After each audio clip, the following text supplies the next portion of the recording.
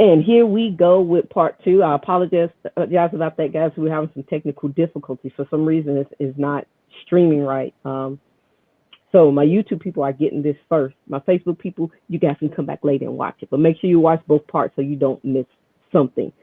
So the question that was on my heart to ask you, Paul, just kind of piggybacking on what you were just saying, and this is for any of you guys, just jump in. Do you ever feel the pressure from the world's standpoint of that you haven't made it because you don't have the backing of a major record label? Do you ever deal with those struggles as far as how the world views making it as an independent artist? Mm-hmm. Yeah. Yeah. Go ahead, Marnie Lou. Jump in there. It's on the tip of your tongue. Yep. Hear me thinking. Yes. I think in the past a little bit more. I felt that struggle, Mm-hmm. but then I soon realized that that's very small thinking when it comes to music and opportunities. And I'm not saying that it's never a struggle, but I'm not there anymore because I have a different definition of success. Mm. And so if success means that, it equals fame, and even that, you have to have a definition for that, Yeah. And I'm connected to the most famous. I'm connected to the creator of the universe. So it's really a mindset, and knowing that God is good, that he has good things planned for his kids, and that we all, whether we acknowledge to be one of his kids or not, he does have an assignment for us. Yes. And he's given us all a passion and something to do that we're good at. And just for me personally, singing or even strumming a few chords on the guitar, that's where I'm connecting the most. That's where I'm feeling his glory. And it's like a partnership. And so I probably trailed off your question, but no, you didn't. Like you're okay. still on the mark. Because and it actually goes into another one. Like what do you guys find are your biggest struggles? And I'm asking these questions because we can always find the good in what we do because we're content in what we do. Mm-hmm. However, I think a lot of people don't understand that there are some struggles on the back end of that. Yeah. Because even though we're content, it doesn't mean we don't feel the pressure. Right. You know what I'm saying? It doesn't mean that we don't feel the pressure from other people telling us, yes, yeah, hey, well, if you were signed over here, man, they could do that. And it's like, but you're saying that because you don't understand the music industry. If you really understood the music industry, then you would know that what you're saying doesn't make our life easier. It really doesn't. And in a lot of instances, it can make it so much worse. Right. Spiritually, Yeah. it's very so much physically demanding because the music industry itself, they don't necessarily care if you're tired. Yeah. They could care less if you're having a bad day. They could care less if your health tanks. You are the money driving machine, and it's your job to show up and make them money. So whereas I think our mind frames are different because our mind frame is to show up to glorify God. Yeah. Very So we different. think of it on different levels. Can you think of like some personal instances where you felt that maybe just the artistry of what you do was attacked and it just kind of hit you that you were like, man, God, are they right? Do you have like, and it could be just one of you, it could be all three of you, because, Harley, you're not exempt from this. Like there could be some instances where you, really felt like, man, maybe they're right. Maybe I shouldn't. Maybe I should be doing something else. So from any of you, were there personal moments where someone said something or mentioned something where you had to take a step back and question, okay, God, am I really, is this really what I'm supposed to be doing? Like, does what they say hold any gravity? Interesting. Do you have anything, a story or? Well, I feel like being, Marnie being the front person, I feel like a lot of that pressure has landed on her, and when we were talking to different labels or A&R and we've been through that, a lot of it unfortunately fell on my sweet wife. Wow. Because they'd be quick to say, yeah, it's like this, but maybe you should be a little more country. Like maybe maybe you need to talk more when you're in front, because you're the front person, everyone's looking at you, and it's like, well, again, it's so boxy, right? That's not cool. Because you have, there's huge bands out there. I mean, in Coldplay, I know that the drummer talks a lot, right? And there's just, so it's just putting, exactly. And just, it's that small thinking mentality, or, change, one recording session, I think something came up and it was like, well, you need to change this lyric to make it more provocative, or things like that, where, and then it's like, then I have to, and Oh boy, that compromise, I did compromise a little bit, but not, I don't think I stepped over like my boundary. Maybe now if I look back, there could have been a few, things that I would change. Of course, I know we all have that in our lives where we're like, probably wouldn't do that the second time. But I don't know. I hope we're accurate. Yeah. You're doing fine. You're doing fine. So in that, how have you guys been able to manage the music ministry as it pertains to parenting? Because it's not easy to rear someone in music, but in music ministry. So how do you guys deal with that part of raising someone up, not just in Christ, but the balance of trying to figure out, and you're looking at Harley and you're like, okay, I see this gift and this talent. Okay, God, but how do we guide her? Like, how do we do that? Do you guys have those moments as parents of like, okay, God, she's yours, but how are we supposed to do this? Yeah. Interesting that for us, we tend to like kind of cycle in and out of church as far as music in church, You mean like worship? And as far as being in worship, and what usually happens is we'll be in a community of people, right? And it makes sense. You can help out, you can be a part of whatever. But usually for us, what would happen is a year in, we'd look at each other and think, what are we doing? Like, this isn't our thing. So I'm prefacing that to say that Marnie and I have really like we sort of started doing our thing when like coffee houses broke out in Orange County. And back when there was this kind of coffee house scene going, and there was original music everywhere. And that's sort of where we played. And so we weren't really like playing in church, I mean, we occasionally did something with church, but it's always been sort of an odd fit. It's more been general market, even though we're doing what's passionate to our hearts. Yeah. So what happened with us is we have a son, Justice, also that's older than Harley, and he's been musical. So when he was young, it was like, okay, we can drop him off at Grandma and Grandpa's house. They can watch this kiddo.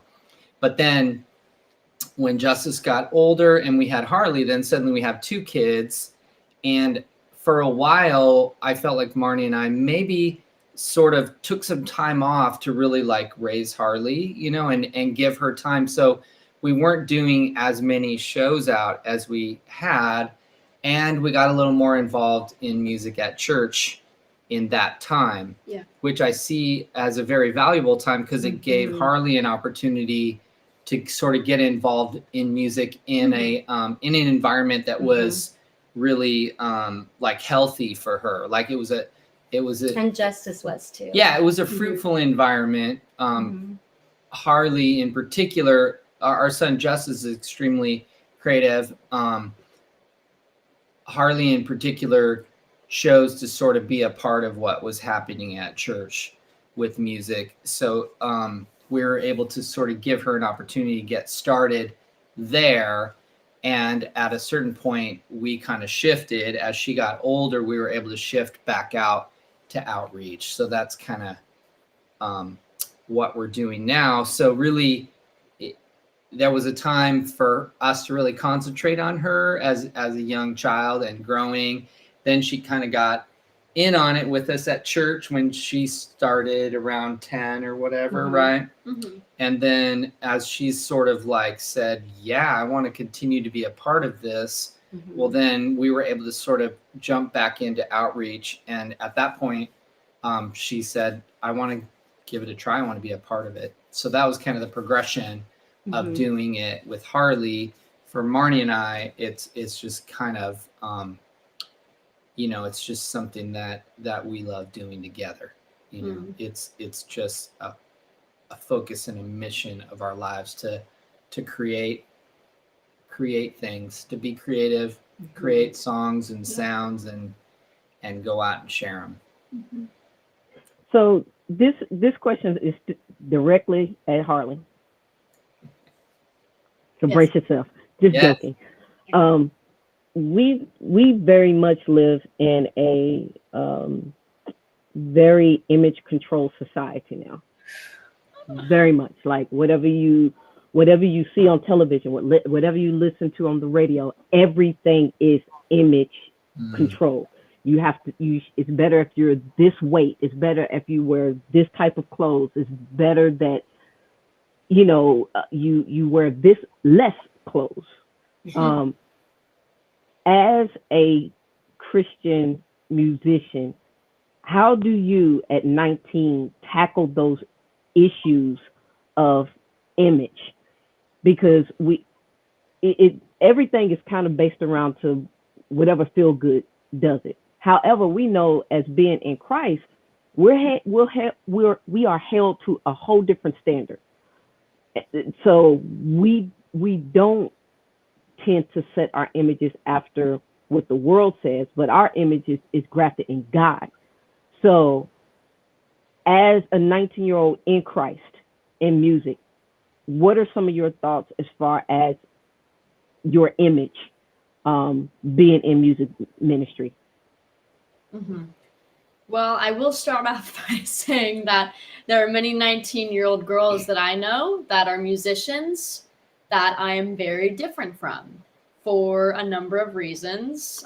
Definitely one of them being that I am Christian, but it's just funny. Like, I feel like some of the most like popular or famous younger girl artists, they kind of look older in a way just due to how they dress, the type of language they use, the amount of like provocativeness I don't even know if that's a word, but you know what I mean. No, you're fine. Yes. The amount of provocativeness that there is in their music. And I feel like some people are like, oh, cool, like that's attractive, or that means they're mature, this or this or this. But in reality, I think all of that is actually pretty stupid.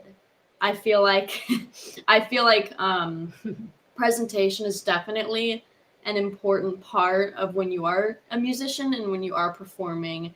But also I feel like you really need to set a good example when you are on stage, and that comes with like communication, like be respectful to your audience, like be a good example, be kind, don't cuss, don't say this or this, because I mean, like when we're on tour too, we play for all ages, and I think that's really cool. Just like be kind, wear something that's modest. Like you don't have to dress a certain way to be better, if that makes sense. And I feel like that's a huge mistake in the music industry, especially when it comes to girls, I would say. But yeah, I mean, I base my image off of Christ. Or I mean, we're all made in his image, you know? And I feel like when I'm on stage, or not even when I'm on stage, just when I'm doing my thing, doing drums, I just try to be respectful and modest because I want to set a good example for other people. And I just think it's the right thing to do. I just think that are too many instances where you see, I would say, even really young kids looking up to these really, really, really popular artists that are, I don't know what to say, like, that are just not good people in many ways. Or maybe they are good people, but I'm just saying, you're right, the way that they give their image out is not good, especially to when it's like little kids. And I'm like, I don't want to be like that. And I don't think that's admirable either in the first place. Yeah. So And you said something that answers Mhm. your question. no, that was great. Like, I love that. And you said something that was really important, because I remember being at a festival back in Tampa, and this is a very prominent festival where thousands of people come out, Mhm. and they had this all boy music team. Like, there were drummers, there were a lot of drum majors, there were horns, like they were getting ready to go up on the platform, and this is professional stage. Like I said, this is a major event. They get top headliners that come in, and the announcer was getting ready to announce them, and they had been telling people, this is who's getting ready to come up on the platform. So they were getting ready to introduce these guys, and they were like, these young men were grooming them to be leaders, you know, and they really need your support. And so when you see them, just know that this is who they are, and they have mentors, and they look after them, and like, they're it. And I'm thinking, all right, cool. Like, they got mentors, and they're being led. But as I walked by them, one of the young boys, and they were like, the ages were from it's like from 12 to 18. This particular boy was like about 14 or 15. He was saying some of the most raunchiest stuff as I was walking by, that I was like, that is in total contradiction to how they were getting ready to announce you, how they're announcing you, and what just came out of your mouth that I can't even repeat. Whoa. Like, that is amazing. So what it kind of brought to my mind is like, you know what, you can't, especially what we do, you can't live two separate lives. Mm-hmm. They have to be, or they need to be, one and the same. Yeah. So Right. how do you, Harley, again, this is for you, where does, and I know your parents are part of it, but when you think of mentors, who would you say are your mentors, and what do you get from them? Ooh. Well, obviously them, but you're asking not them, right? So. No, just, I mean, if it's just them, that's fine. Just tell me what it is that you get from them. Like, Okay. how do you consider them your mentors? No. I'm asking myself. Yeah. I talk to myself all the time, Okay. especially at the grocery store when I'm Me shopping. too. It's hard to just list like a couple of things about either of them because I look up to them in so many ways. I will say with him, I love his honesty. Just how honest he is as a person, how honest he is towards others, and just like the respect that he has for other people, and just wisdom. And then, of course, also I feel like, well, sorry, there's just like, my brain has so many ideas. With her, I really admire just her kindness and her heart towards caring for others, and I also love how fun she is. Like, just one of the most fun people I know, and I feel like that's important to have too when you're on stage. Like, you have to, to an extent, you have to be able to entertain people, and she is like on fire. Wow. I mainly laugh at myself. I also think that both of them have a lot of determination, and that's like one of the greatest qualities I think that a leader can have, because whether you're doing music or not, like in life, you're going to be presented with like situations where you're just going through a hard time and you may not know what to do, how to solve it, what way to go. But that's when determination comes in, and you're just like, you know what, I got to keep going. And obviously, like, God plays into that too. Sure. Just like having faith continuously. But yeah, I feel like when I'm looking for a leader or a mentor, qualities that I would say are really good are just honesty, respect, determination, just caring for others, letting other people know they're loved, that type of stuff. But yeah, I look up to both of them. And I was gonna say, I knew I had it. to do a reminder. I'm just gonna give like a little story. I know I'm talking a lot, but I'm gonna give a little story. So when I started working at Starbucks, at first I did not have the best experience. I wanted to end my time there pretty quickly because just of a couple bad leadership type of situations. And I ended up transferring to another store, not because I'm like, I want to move, but because of the whole COVID situation. So when I moved to that store, I got a new manager, and she's absolutely amazing. And I think something that I really admire about her is that she just always thinks, what's the term, or like the saying, not beyond the stars. Is that it? Like above the stars? Do you know what I mean? Like she Like shoots above really bar, high. like she shoots. Yes, she shoots for the stars. Yeah. She shoots so up high.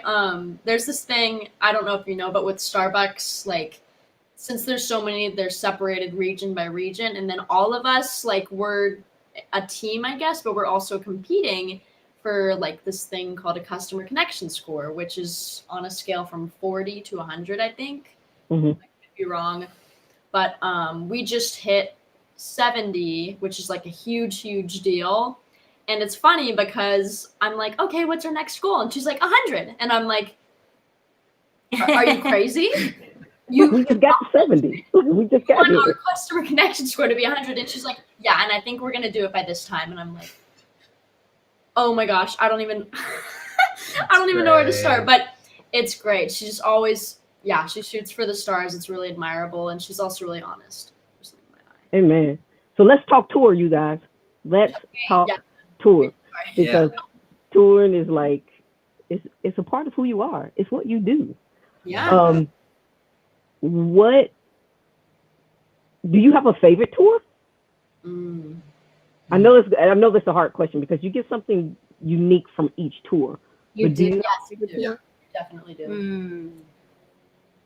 Gosh, this last one was pretty awesome. We stayed the longest amount of time, but it, like you said, it's hard to pick favorites because you just meet the most beautiful people, and you don't want to leave their town. But fortunately, with social media, you can stay connected. They're all so different. They're also different and so good. Yeah. Extreme tour is really interesting because it's something that, I don't know, it's like sometimes for me, I'm like a crafter guy, so I work on guitars and I spend a lot of hours doing that each week, taking care of musicians' instruments and stuff. That's one of the main ways I pay the bills. So I have time, I've got time where I'm working and time to dream, time to ask God about things. And Extreme Tour is something maybe I couldn't have exactly dreamed up, but the interesting part of Extreme Tour is I feel like sometimes like I'm stepping like into the pages of the Bible. Like, literally like, okay, you read the stories, now you're actually living the story. Like, you're pulling into a town, no one. You're asking God to connect you to people. Suddenly, you're meeting people. Maybe you're playing music out in front of an ice cream place, or it's unbelievable. And then usually you come into the town with your team, 5, 6, 7, 8 bands. you go and look at your venue, which could be an amphitheater, a skate park, or whatever. When you get to the venue, almost every time I have the same reaction, like, there's nothing there. There's nothing that says there's going to be anything special happening tomorrow. Mm-hmm. You know? And then even when you show up and start setting up for the event, you know, sometimes you're just wondering, like, wow, God, you know, what is going to happen? And honestly, every time, But you know, yes, what's the I but? said, but Yes. our friend doesn't need points to his. Yes. But God, it's like the fish and the loaves. Yeah. And then the day comes, and all of a sudden, a miracle. Yeah. Yeah. And people show up. Yeah. More people than you think, and you have all those connections. And yeah. Also, can I mention something? Yeah, sure. I feel Absolutely. on Extreme Tour, one of the biggest things that I got to learn is that when you're doing music, I mean, I feel like we could all agree that, like, in the music industry, it's like, oh, if you're good, like, you have to have this many numbers. And that goes for social media too. Like, you have millions of followers at your concerts. You have like 200,000 people. But on Extreme Tour, I feel like I just really learned about, like, that. What's that one story in the Bible? It's like the 99 and the 1 with the sheep. Yeah. Yeah. That's literally Extreme Tour. Like, we will have events where it's only like 2 people or 3, but we have the absolute most amazing time ever. It just, numbers don't matter. Yeah. Like, at the end of the day, even getting to share about God with one person is absolutely amazing. You know? Yeah. Yeah. That's really important. And I remember doing an interview, and I think I've mentioned it, like, in different conversations with friends. I did an interview about 7 or 8 years ago with a major recording artist, and he was an artist that kind of started out when the whole 116 blew up, you know, just a bunch of college kids that was on campus, and then just the whole thing just took over. And he said the one thing that he missed now about being famous and being known is that he could no longer do those walks through the neighborhood and do those just, hey, listen to this verse I got real quick. He said he couldn't do those anymore because, especially being signed to a major record label, like, they control so much. Yeah. And he said now that so many people know him, he said, I miss those days. He said that was some of the purest and the best growth that he had, was being able to do that. He said, so he realized not everybody can do every part. He said, not everybody can be in a stadium of 250,000 people. Yeah. Not everybody can do that. He said, however, those people who are in stadiums of 250,000 people now can't do the intimate, small, let's walk on the streets. Hey man, what are you doing today? Like, how was your spiritual life? Like, he said he misses those days, because to him that was the intimacy time and the growth time that he had with God. So in saying that, because we're still kind of on the back end of, like, of growth, how did COVID affect touring for you guys, both as a tour and emotionally? How did it affect you guys? Can I just say, yes. I'm pretty sure we were the only music tour going on when COVID started. Period. Yeah. Period. Like, yeah, that's kind of crazy to imagine. I don't even think people would be thinking that, oh, there's like a group of like 30 artists going out right now and doing events that are able to maintain social distancing and follow all the protocols. You know, I'm just saying, like, the fact that we still got to do that was so cool. Yeah. And also, I feel like we got to have even a greater impact on people, because COVID caused COVID caused, like, everybody's mental health to decrease, I could say.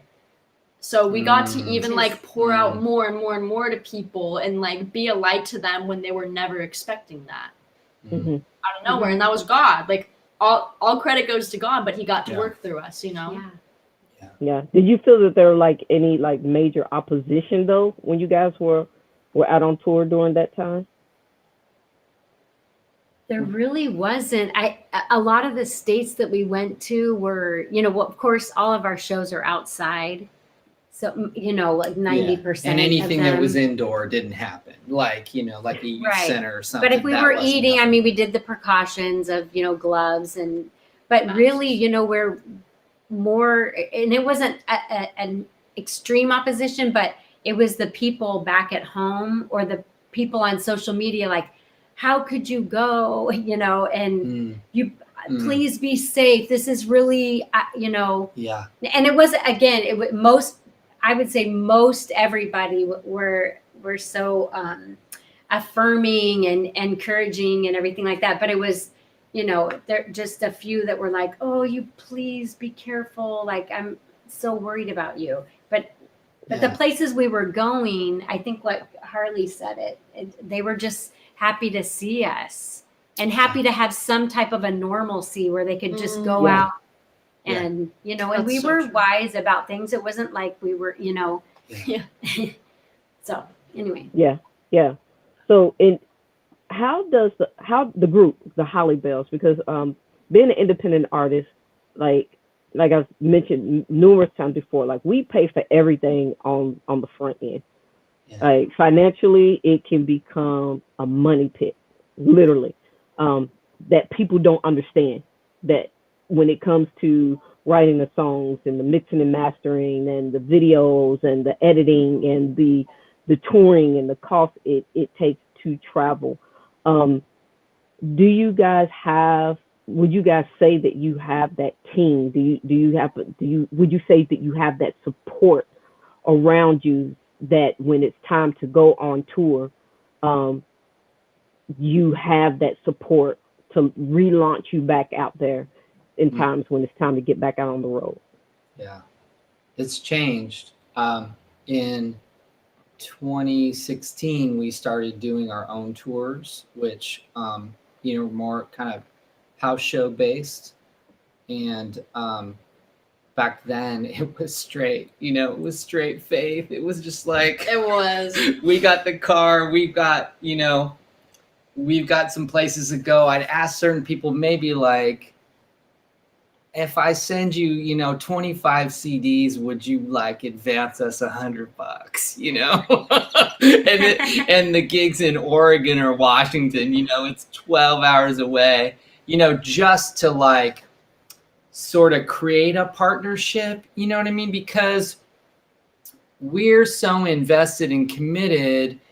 I feel that it's always important to like sort of ask someone, if you're working with someone, there needs to be some type of commitment on their end. So we would do that.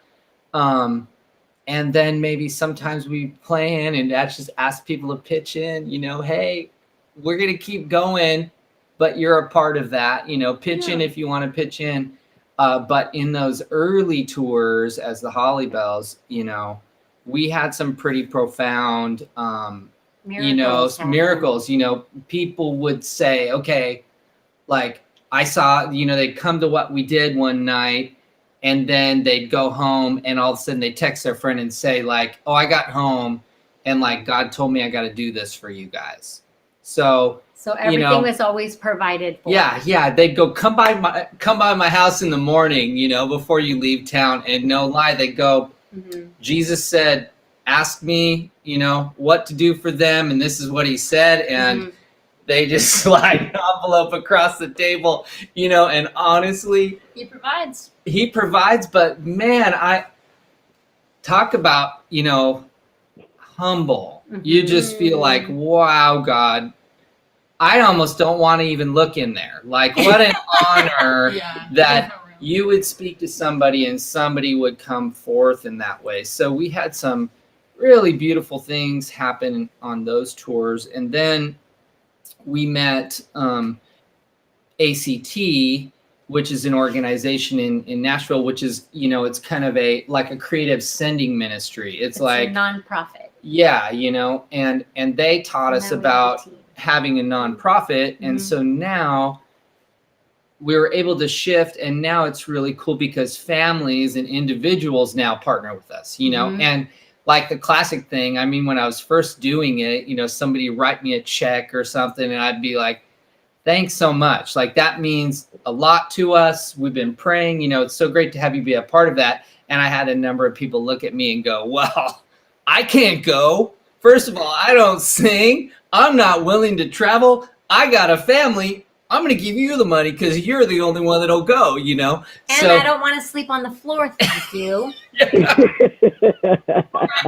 Fish together, but that's not always the case. Oh, that's funny. so We it's always kinda, sleep yeah. like a baby. Yeah, so it's kind of shifted. That's a weird saying. Now we do have a team that gets behind us, and it always seems like it works out. And we're kind of, I don't know, that's kind of building We and do have growing. a team. Yes, Yeah, it's been really, really awesome to say the least. still a lot of frontline costs, you know. I mean, we figure out how to do that, but you know, the Lord puts things on people's hearts, and then it comes together, and it happens. Yep. Yeah. Jehovah Yeah. Jireh. So do you guys have any touring coming up? What's it look like? We're praying. Driving home from tour last year, I just heard the Lord just say, like, get ready for next summer. So my Praise mind God. like on wow, you know, so you know, we don't have dates for Extreme Tour, but we're already, you know, in the process of you know, what it takes to get on the tour for next year. So hopefully we'll find ourselves out there, and then we're just praying about spring, you know, because we usually like to go out on our own and do our own tour in spring. But we may use that time to readjust Yeah, because we're a 3-piece now, and Yeah. so there's going to be probably playing with tracks and different things That's to true. create, just, you know, using our creativity. Mhm. So we Speaking of creativity, how do you guys create? Like, is there like one person that mainly takes the reins, or I mean, Paul, are you just like in there fiddling around with the guitar, and then Harden's like, yeah, I'm just gonna join in, and it like, is there one particular person that takes the reign of creativity, or is it more of just a conglomeration between you three? equal. Yeah. It's equal. Yeah. It's Mhm. equal. It's equal. And even becoming more so with Harley. It's kind of like Yeah, who starts. yeah. Somebody might start something. It's like follow the leader in Yes, a exactly. sense, but Yeah. then it all ends up equally. You know, we all contribute, but it may be Harley's drum beat that starts it, or it may be a melody that I'm singing, Or Yeah. dad's guitar. or a riff or something. Yeah. So it's always a surprise. Yes. Yeah. It's a surprise, like you just never know. Right. Yeah, it's a puzzle. That is awesome. So if somebody wants to get in contact with you, if somebody wants to book you, is there a process that they need to go to in order to book you guys? They would just reach out to us. You go to our webpage, you could, you know, Thehollybells.com. leave us a message, www. contact@thehollybells.com. Yeah. That'd be the way to go. And this man will answer Yeah. his phone. Yeah. Mhm. Also, I like the way you said that. It's like he would answer his phone. Say, Right. Also, we are on Instagram and Facebook, but I think our Facebook is the Hollybells 1, and then our Instagram is just the Hollybells. Is it one? Really? I don't think I so. think it is. You're gonna find Or it. maybe it's Twitter. Oops. Twitter. You'll yeah, figure because we're connected on Facebook, and I don't think it's. Yeah. I think it's just the Hollybells. The Hollybells. Yes, yeah. it is. I was Yeah. just kidding. It was a prank. It's like JK. Yeah. So if somebody wants to support you, how can they support you? Isn't that a website? There's a give button on our page, and it's really great because you can give a one-time gift. You can become like a monthly thing. You know, we've got some people that are with us monthly. Hi, John. Some people, hey, John Gold.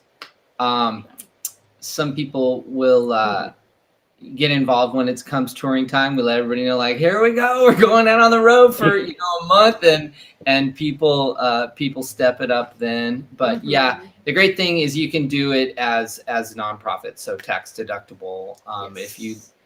If you like to, donate, tithe, whatever you want to call it, basically your heart says you want to be a part of reaching people with, the message of like hope. That's basically what it's all about. Like, you matter, you're one of a kind. Nobody can replace you. And we're here to tell you that. If you didn't know that, we're here to let you know that. And we're going to bring all our friends and do it together. And yeah. Okay, wait, I need to So redo. Twitter is Hollybells one. Yes, Just yep, exactly. FYI. Home It is said it. Hollybells Love one. you guys too. Oh, Oh, I know. Welcome home is like another like crushing hugs. yes. She said crushing hug. Right. I love that. I love that crushing hug. As far as your music and streaming platforms, what do you have a particular platform that works better for you as far as like for your listeners? Is there one that you guys prefer people listen to you on, or does it matter? For streaming, it Wait, just kind of Facebook. it just kind of flows out. You know, Yeah. it's on. We go through DistroKid, and they've got great distribution, so they tend to kind of float out. I don't know. I'm just like Apple. checking out Tidal lately because Tidal has got, you know, like the high quality version. I mean, so just kind of checking that out. But they all seem to work really well. I think Apple tends to end up meaning a little more to the artist as far as payment, you know.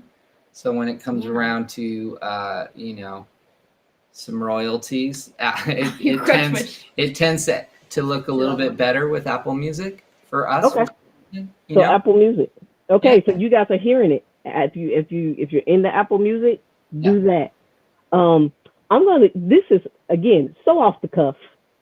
Do you guys happen to have your instruments close to you? Oh, yeah. I mean, I can get something. Yeah, that would be. And look at God, just right then and there. Wow. Harley Barley, where's your hand drum? What? Where's your hand drum? Your cajon. They're everywhere. Exactly. And we're getting ready to close out, guys. But Yeah. for those of you who have not heard the Hollybells, like, I just want you guys to hear them in a raw form to know that it's not synthesized. It is not. There are not a lot of reverb or like.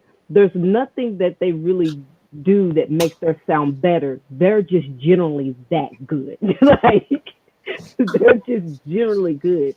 So if you've never heard them before, if you missed their music video, I did play a music video that we filmed while out on the Extreme Tour.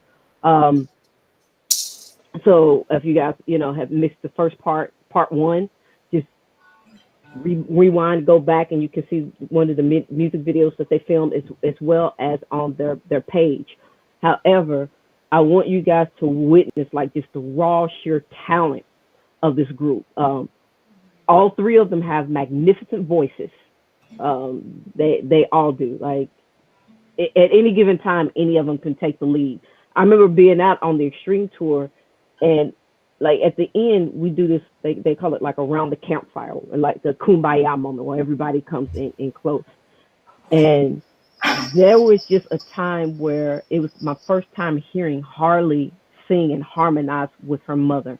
And there's something about just that dynamics of parent child, hearing them together in a harmonization. Yes. She go that way. Where do I put it? They're really just sit in the middle, Harley. Beep. Yep. Beep. Are we doing a left Sit in the middle, yes. That way I can see your mom on the left. I can see your dad. Just kidding again. Just squeeze over there. Marnie in the middle. Okay. Marnie in the middle? Okay. And just remember, Harley Barley, you're like really close to the mic, so you do not have to wail on the drum. We shall hear you. Yeah, so you Okay. gotta.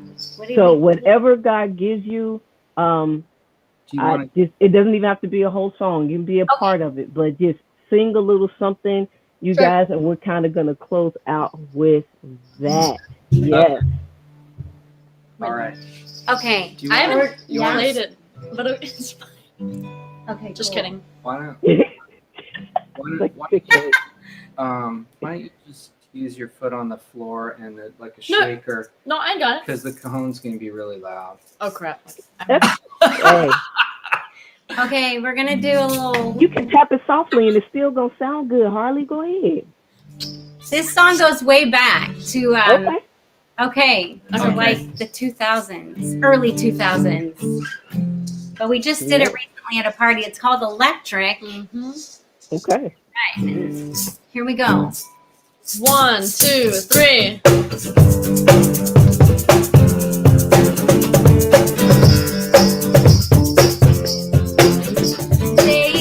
Daydreamer, I'm a daydreamer.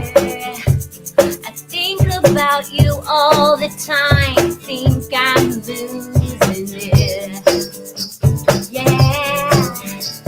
And lately, I've been so lazy. I'm always lazy.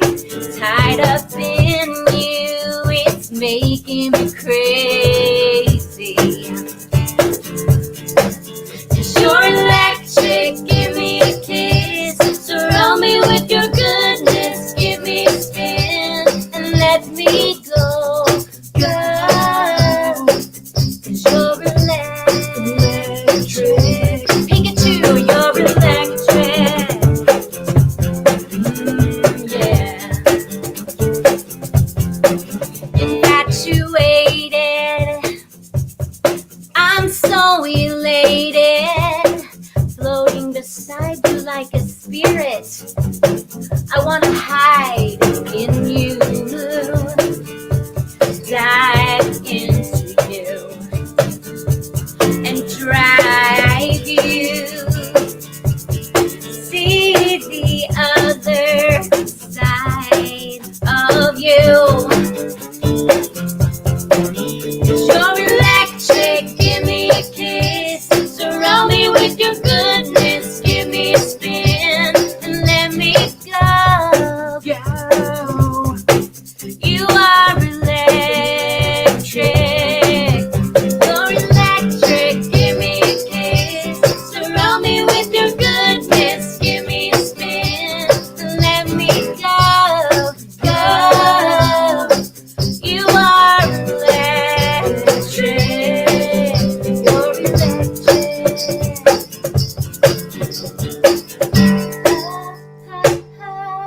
No bridge.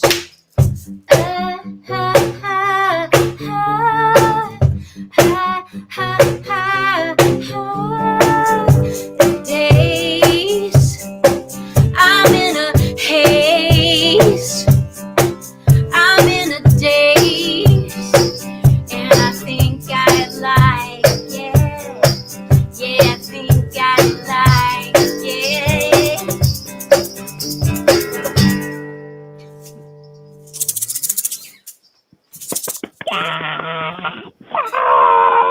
I got to give me one of those buzzers like dun dun dun dun, and the audience is cheering like, let's go, the Hollybells. Thank you guys so much. So, you guys don't go anywhere. You stay right where you are. For Okay. everyone else, if you would like to get hold of the Hollybells, you heard it. It's thehollybells.com. The Facebook, Instagram, the Twitter is the Hollybells One. If you want more of their music, that is the best way to find them. I thank them so much for coming on and just sharing about image, and because image in ministry is like it's a difficult challenge, and I love how Harley even expressed, just her challenges and just the truth behind how to balance that. So I want to thank them for coming out. I don't know, like maybe you guys need to send me a text or something, viewers, to tell me who do you want me to interview next, or what you would like for me to talk about. I'm always up for suggestions, or if you would like to see more of these. I know I slacked off there for a while, had a lot of technical difficulties. Love you too, John. You're awesome, and I can't wait to just sit down and dang, I just want to hug you, bro. Like, you're just awesome. Can't wait to do that. But until next time, you guys, God bless you. Keep the faith. Hold on to God, because He is our everything. Without Him, we are nothing.